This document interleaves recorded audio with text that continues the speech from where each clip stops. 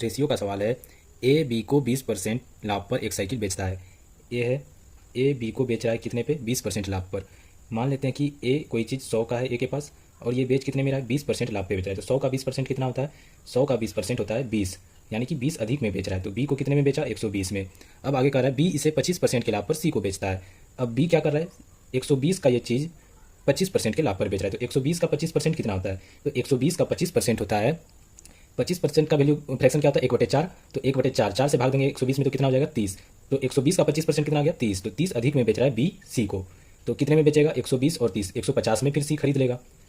कितना हो गया, अब इसको रेशियो में लिखते हैं तो कितना हो जाएगा, यहाँ से एक जीरो कैंसिल, यहाँ से एक जीरो कैंसिल, यहाँ से भी एक जीरो कैंसिल। तो रेशियो क्या आ गया इसका, 10:12:15 आ गया। अब आगे प्रश्न में कह रहा है यदि सी 1500 रुपये का भुगतान करता है। सी कितने का यहाँ पे भुगतान कर रहा है, 15 यूनिट का। 15 यूनिट का वैल्यू कितना दिया हुआ है, 1500 रुपया। तो एक यूनिट का वैल्यू कितना हो गया, 15 से 1500 में भाग देंगे तो क्या हो जाएगा, 100। एक यूनिट का वैल्यू 100 आ गया। प्रश्न में पूछ रहा है ए ने इसके लिए कितना भुगतान किया था। ए ने कितना भुगतान किया था, 10 यूनिट का।